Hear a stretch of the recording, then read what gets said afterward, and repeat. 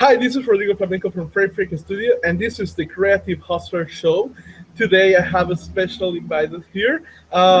This is someone that is a bit closer to my heart because she's from Latin America. She's from Venezuela, Caracas, and even though the situations in our country, on some ways, are kind of different, but pretty much end up meaning the same to us, to both of us, which is like there is not much market in the creative area, and we have to push to the world in order to do our work. And we found her in the CTNX event last year, and we found that her job was amazing, like her work it was amazing. So once we saw like her portfolio, we thought, okay, we got to have her here. So I introduced to all of you, Melanie Altuna. Woo! Hi everyone.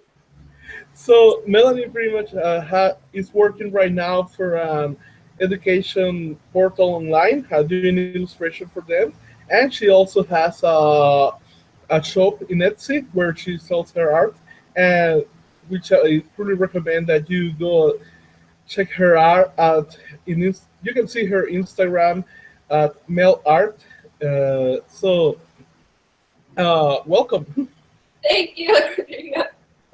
I'm really happy to be here and doing this interview with you. It's a pleasure. So first of all, can you tell us about your history? How did you get started into art, into going to Burbank and all that? Yeah, well, it's a long story, but I'm gonna try to make it short. But I was always that kid that liked to draw a lot of stuff, and it was kind of weird because everybody will tell me that, oh, you're so talented, you should work in the animation industry or make Disney movies. You know how it is. Like, if you draw and you draw cartoons or like character design or do anything like that, people always tell you that when you're a kid, but you think that's like impossible. So you're like, okay, maybe, like, whatever. You just say thank you, I guess. In that time, you don't think it's something that you can do. So I just drew a lot in the back of my notebook in school and never thought of like doing this as a career. I knew that I wanted to do something related to art or something creative, but didn't know like that you can make a living out of this or that it was possible. Like, it's being from a small city in this small country in South America, it's like you think everything is impossible. Basically, you don't really have a lot of like, you might have big dreams, but you think those dreams are like really hard to achieve, and you don't see why you should pursue them sometimes, which you should not do that because I think you should follow your dreams no matter what, no matter how big they are. And I think that's what I've been doing, but it's been difficult. So yeah, after I graduated from high school, I just started drawing a lot more that year. And my aunt, she was a graphic designer, so she told me like, oh, maybe you should do graphic design. And she introduced me to this design school that is in Venezuela. Basically, it's like the only good design school that is there. Like, we have a few, but that one was like the popular one in that time. And they had like they teach like graphic design, illustration, and interior design and industrial design. So it's like, oh, okay, let's just try and just go there and become a graphic designer. So I went to that school. It was called Instituto de Diseño de Caracas. It's very popular there. It was really expensive at the time, so I wasn't sure if that was the thing for me, but it was something that I needed to do to discover like my journey. So after that, I enrolled because like I said, I wanted to do graphic design, but then they have 3 basic semesters, or one basic semester that you do, and then you have to decide what to do after. So you decide if you want to do graphic design, illustration, or any other courses that they do. And I had my mindset of graphic design for the longest time, and then I was like, the day before the enrollment, I changed my mind and decided to go for illustration. So I think it was the best thing that happened to me, just making that crazy decision, because I will hate doing graphic design now. So yeah, after that I graduated, and I noticed that I needed to learn a little bit more, because I was sick of working in advertising. All the jobs that I got after graduating was like basically advertising or designing logos for companies or business cards, or just boring stuff that nobody really wants to do. If you want to be animation. Yeah. So yeah, my first job was with an illustration agency, and they were doing basically everything, and they were trying to make like games for web pages. Like that was like what was in at that time, was like people were playing games online, and they'll go into a website and they'll play games. So I was just illustrating simple games for them, and it was fun, but I wanted something cool. I wanted to do something bigger and something more like close to animation. So I had a really, really good friend that went to Animation Mentor, and he knew a lot more about like the animation world and how to start, and other schools that will teach about character design and visual development. And I just felt stuck in Venezuela. I couldn't move forward. It was like nothing else for me to learn there, and I loved learning so much. So it's like I just started doing some research about what to do in school, what schools were good for me, or what schools were out there. And I found Concept Design Academy. I don't know if you heard from them. Yeah, so they're in Pasadena, and they have amazing teachers. And once I saw that school, I was completely in love. I was like, oh my God, like I made it my mission, like I have to go there. For people that don't know, Concept Design Academy is like a great school that you can take different terms, and the terms you choose your classes, and the classes are affordable in comparison to going to art center or college, or just taking a full career in art here in California. So for me, it was like basically the only choice I had, that it was like that was not online,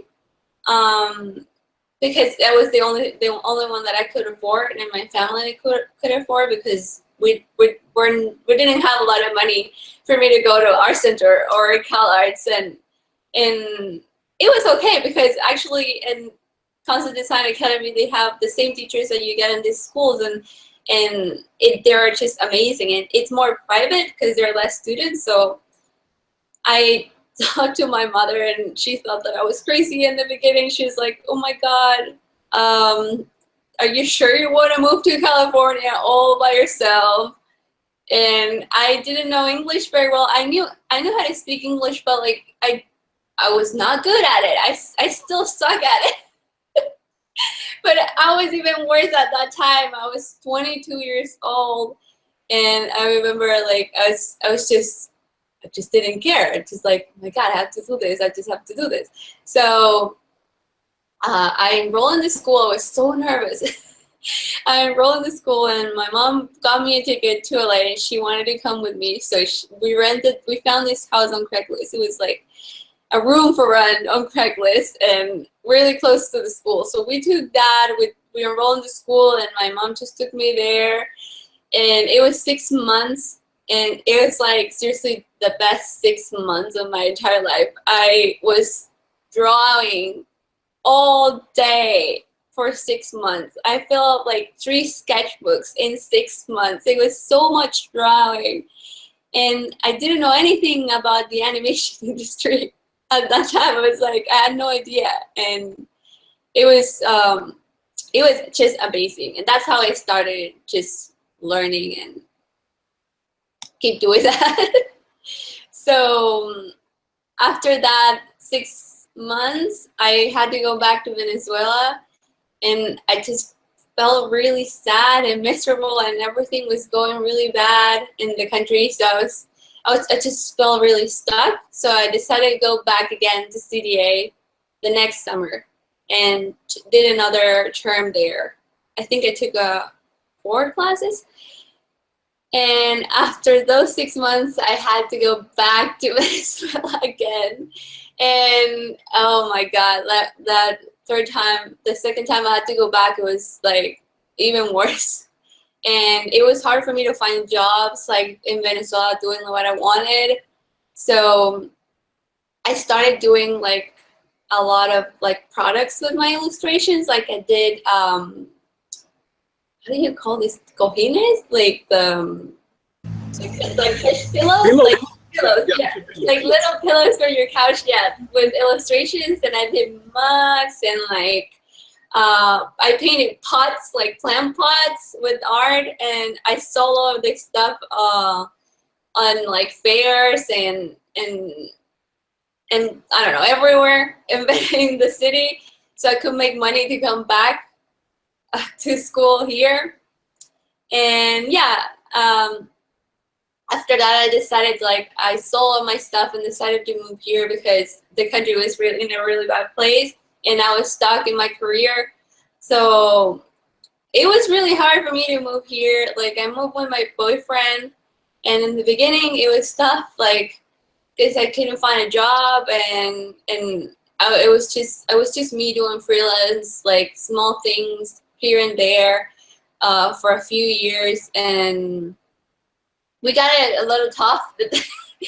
But then I got this interview for the job that I have now, and we moved back to LA, and the next day I moved back to LA, I got a phone call saying that I got the job, which was insane. Like, I moved back to LA and they called me saying that they wanted to interview me for the last time.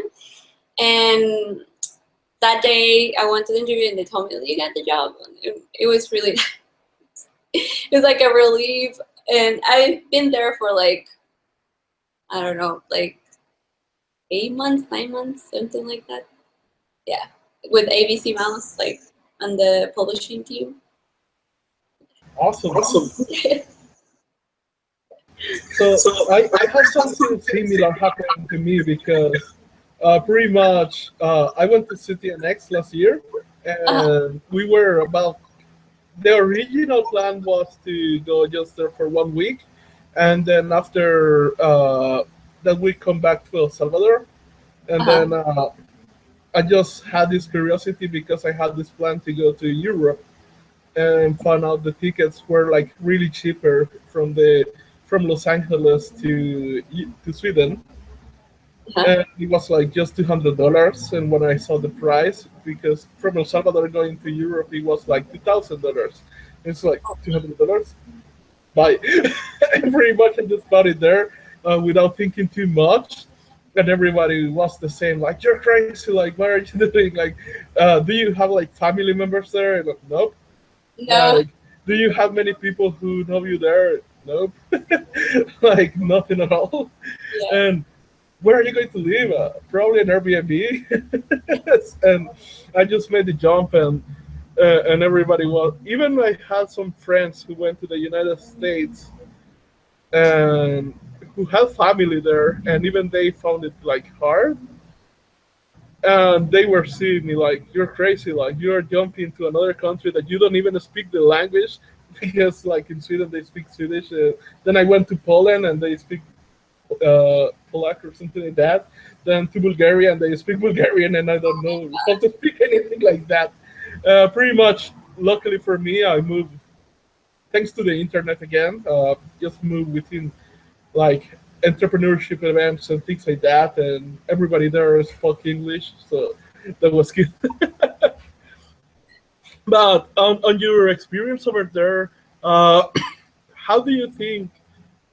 I see, probably you have seen it as well. I see many people that have this huge fear of going into another country because they think it's going to be finding the same problems that they found in their country, and thinking on the same terms. But at least for me, when I jumped to the Europe, I found out that all these problems that we worry about in our country didn't exist there. And it was way easier, and that was a lot of unfounded fears. How it was that for you? Well, I think like first when you are going to move to like a new place and you don't know anybody, you know the language, and you know nothing about that place, people think you're crazy, but then you don't feel crazy. You just have this thing inside you. Like it might, like it sounds crazy in your brain if you talk about it, but you don't have fear just to go. You just feel excitement, and it's weird because you just go for it without thinking too much about it. And then of course you feel like, oh yeah, I have no one. If something happened to me, I die alone, and nobody's gonna know that I died for like a week. and you do have a lot of fears, and you have a lot of problems, like, but they're different problems. Like the problems you have like in your hometown, in your country, like they're not, some of them are not gonna follow you to this new place. You're just gonna have new I don't want to call it problems. They're just experiences. So you're just gonna find new experiences and new new things to solve, basically.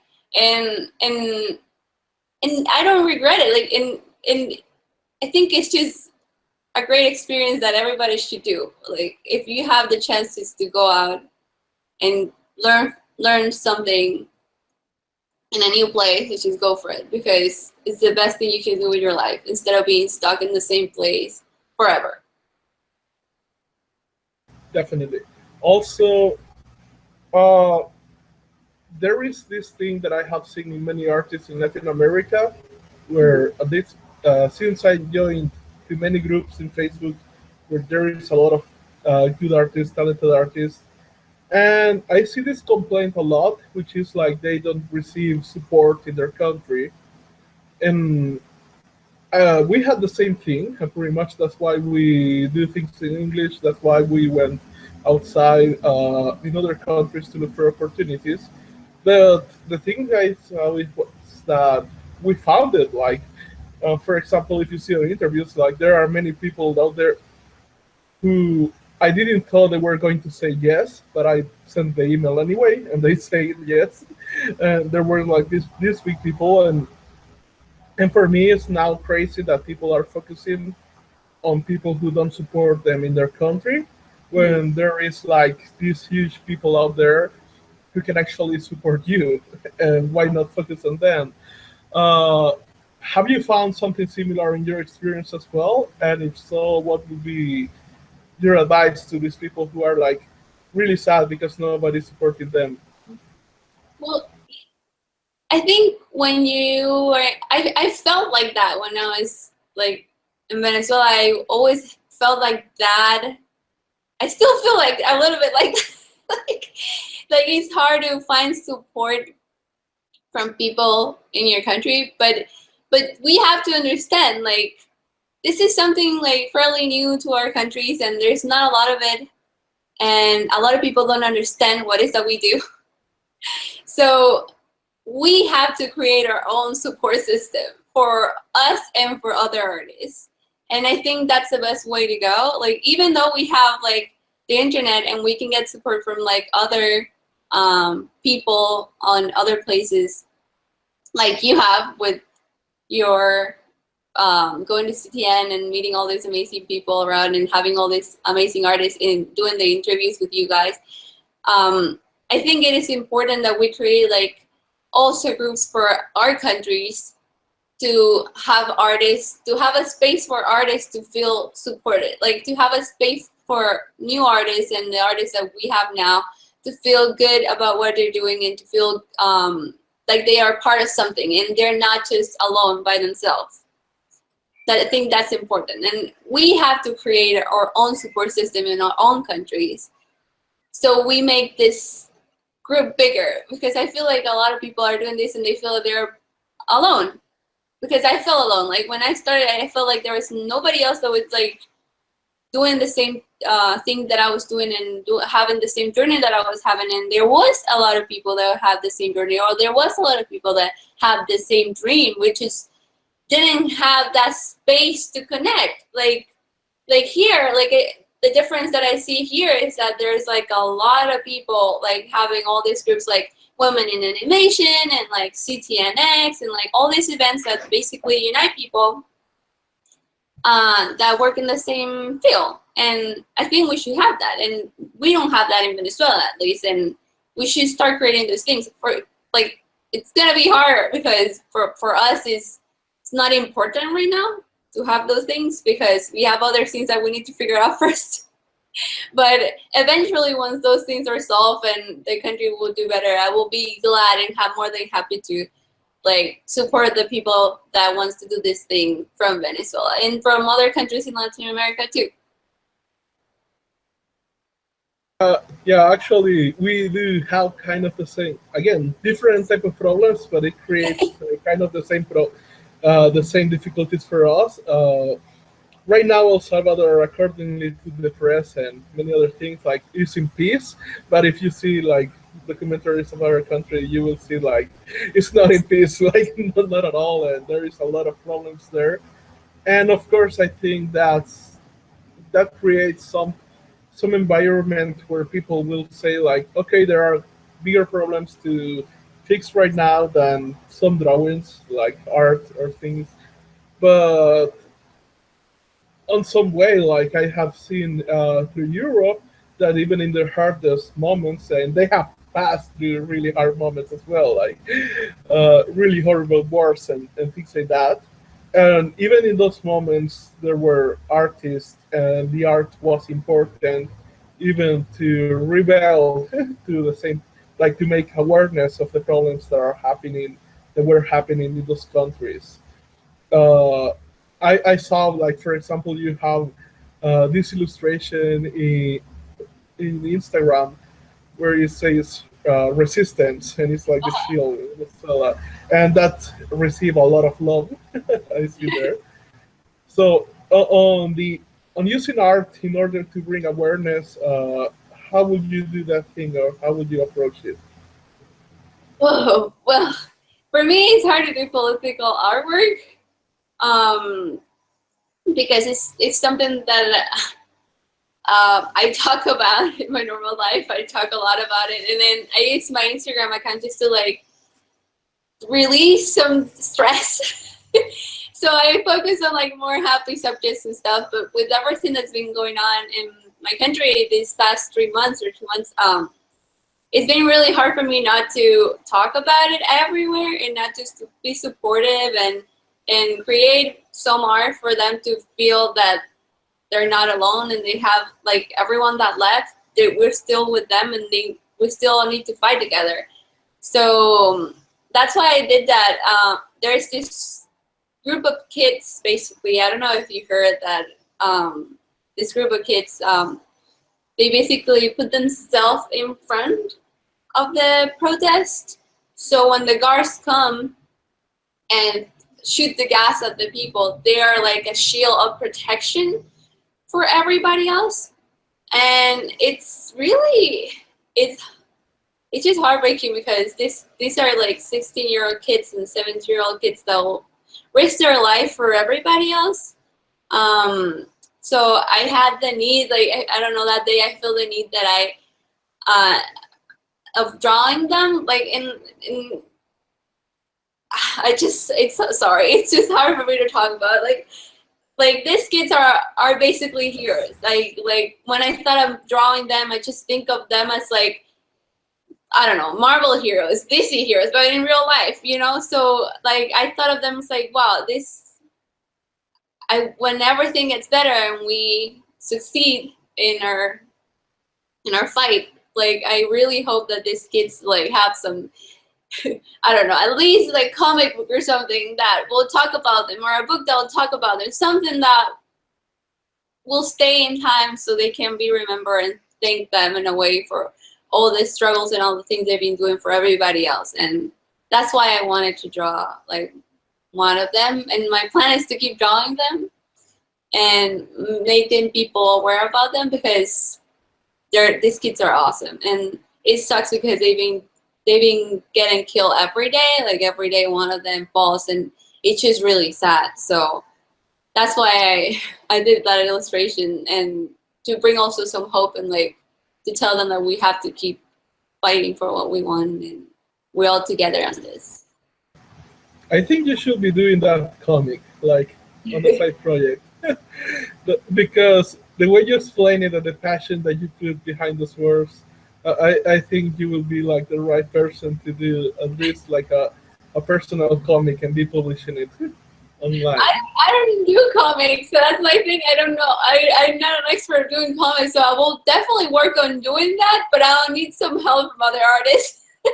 And I will definitely think about that, but because I think it's a great idea. But for now, I'm doing like this pin. It's like a little bird. It's in manufacture right now, and it's like a little pin that I will be selling. And all the funds that we get from the sales of that pin, we're gonna donate everything to my home city, and we just hope that people will support the cause, and we can send them a lot of stuff from here. So we'll see. I will talk about it more later. But for now, it's in production. It's just an idea I have, because I have this need to like help my people and do something about it, and not just keep putting words and in art. I need to do something to help them. So that's what I've been trying to work on this few months. Nice. Also, since you and me have gone like through countries that have a lot of problems and a lot of extra struggles, that, let's say for example, somebody in the United States wants to be an artist, I think art and all these creative careers, they have their own difficulty, like extra difficulties from like the regular careers. But on top of that, like our countries add like some huge extra difficulty to this kind of career. Yeah. And for example, when I was in Bulgaria, which they titled themselves like a poor country, even though like they have a lot of luxury cars and there is a lot of support of art, they compare themselves, let's say, to France, where the support for art is like way bigger, and they feel like there is still lack of support for art there. And I have seen, and again, like all Latin America, I think there is this thing against art. Like there is this image that if you go into art, you are not going to have anything to eat. You are not going to be able to support yourself or anything like that. But also, I've seen this rise in technology and many opportunities. What would be your advice for people who want to start like going into art, but maybe they are into an environment that doesn't support that very well? And what tools would you recommend to them in order to get closer to this career?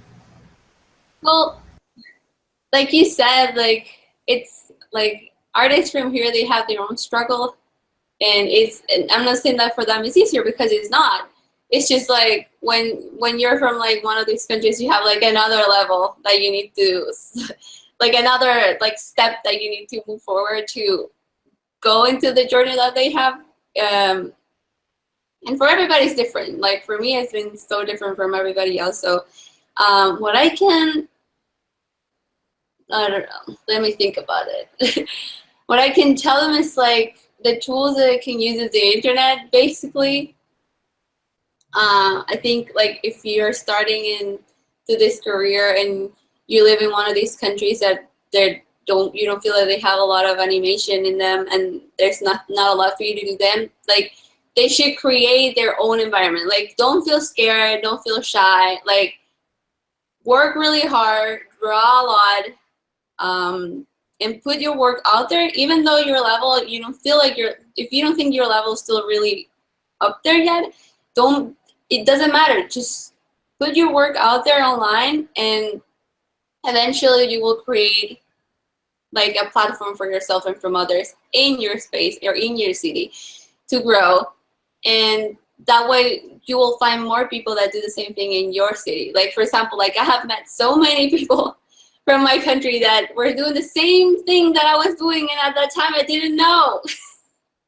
Because I was not posting a lot on Instagram, and I wasn't talking to other artists like I do now, and I have met so many people that are from Venezuela do the same thing now because of the internet. So I think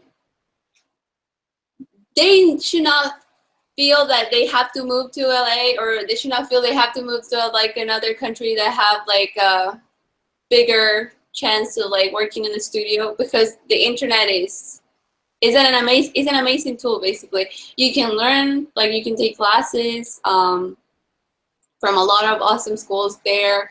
You can post your work online, and you'll get like a lot of commission work from around the world. It just depends on you. It's all on you, basically. It's not about the city you are. It's not about like the people you're surrounded with. It's all on you. Like all the work is on you. So I think that's the best advice I can give them. Like just work hard and follow their dreams, and just do whatever it is that you want to do, and just don't give up. Just keep doing it until you make it. On this question as well, when you see people who are starting out into this career, what is a common mistake that you see people doing, but they are not realizing that they are doing it? A mistake? Yes. I think what I see most online these days is like a lot of new artists, they just basically don't have their own style, or they're just trying to emulate like the popular kid on Instagram or the popular artist on Instagram at the time. So like I see a lot of people that like follow this one artist online, and it has like billions of followers. Well, not billions, no. I think it's just one girl that had like 1 million followers on Instagram or something. Which is awesome for artists, because we thought that was impossible. but like yeah, these kids will go and like they admire this artist, but then their style, it's basically like a copy of this other artist style, and I think that's a common mistake that I've been like looking recently. And I think that like it's okay for you to like this artist, but you should have your own way of drawing things. You should have your own vision of the world, instead of like trying to be somebody else. And yeah, I think that's what I've been looking at online, that it's like something I don't think is right. Also, I have this question that I usually ask people. I think yours will be a little bit interesting. Let's say you wake up tomorrow and pretty much nobody knows you, like you're starting from zero, but you have $500 in your pocket, but you have all your knowledge. Pretty much you have to start again. You have all your knowledge, you have $500. What do you do in the next 3 months to get started?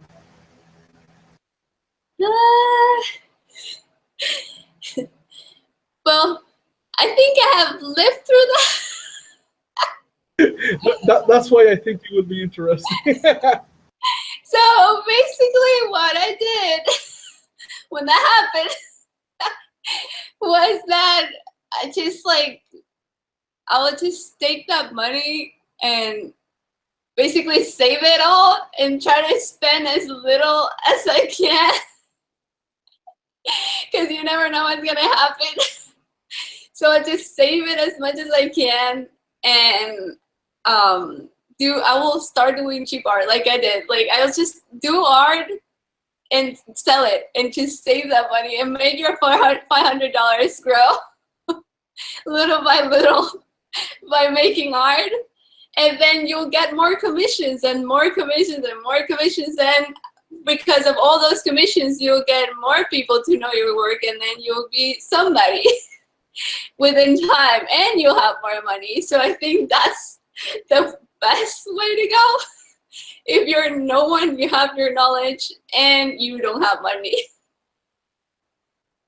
Pretty much, yeah, I see this trend when it comes to immigrants, whatever country it is they come from, but when they go to a really good country, they just go like really cheap and they save for many years.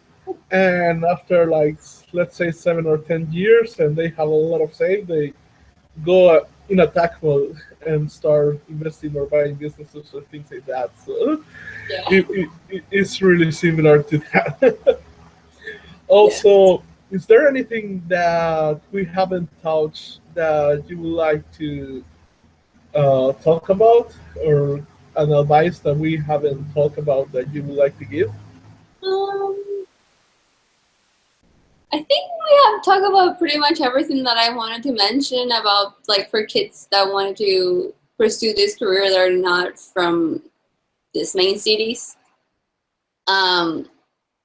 But yeah, I think like the best advice that I can tell them is to like just don't give up. Like maybe like it sounds impossible doing this. It sounds really hard and really impossible. But like if this is what you want to do, just go for it and have no fear, no regrets, and just keep doing what you're doing and don't give up. Because like I know so many people that do this like me, and they have that little thought in their head for a while thinking that they should just quit and do something else because maybe life will be easier.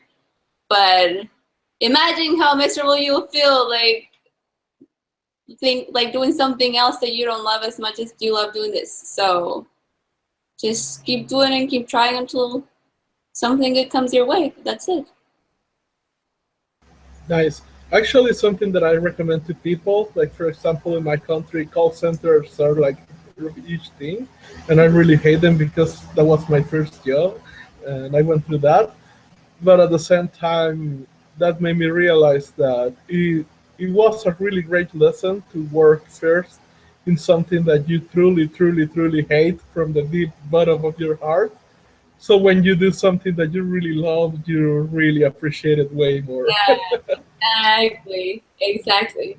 That's true. Yeah. Also, before we end the interview, I would like to ask you about your store. How do you use throw it? Well, I just started right now, so it's very small. What I did is like I started doing CTNX. Like I don't remember what year I started attending CTNX, but then one year I decided to table with my friends. So I've been doing it for 3 years. This will be my 4th year. That will go again, and I'll table again this year. And I have all these products in my house that I was not selling anywhere. So I figured like, well, if I already have all this, I just open my Etsy store and see if some people will like to buy anything. So I have a sketchbook. I don't know if you have seen it. A sketchbook with all my art, like all my sketches. And I have some prints, and pretty soon I'll be adding like a lot of original paintings. Because I enjoy in my free time to paint with wash and traditional media and stay away from the computer, at least for the weekend. And I'll be adding like some original work there too, and that's it. Yeah, I just started it, so I I think like the best way to just keep adding stuff and keep adding products and just wait until it grows slowly. Awesome. Okay. Can you give solutions for all the Latin America in Spanish? In Spanish, what do you want me to say in Spanish? Any words for encouragement? Any words of encouragement? Que no importa qué tan difícil esté la situación en tu país, si todos trabajamos juntos y nos ayudamos unos a otros, todo siempre va a ser mejor. Como que en verdad no pierdan la esperanza de que si uno trabaja duro en cualquier lugar que estés, en verdad puedes lograr lo que sea que tengas en mente y que quieras lograr. Así que mucha fuerza. Thanks a lot for listening your time. It was really great. Thank you so much for having me. It was a lot of fun to talk to you, and I can't wait to see this online. Also, hopefully we'll see you in City next year. Yes, of course. I'll be happy if you stop by and say hi. I would love that. I'll give you some goodies. Awesome. Okay, this has been the list of interviews, so I hope you enjoy it, and please share it with all your friends. Bye-bye. Okay, bye.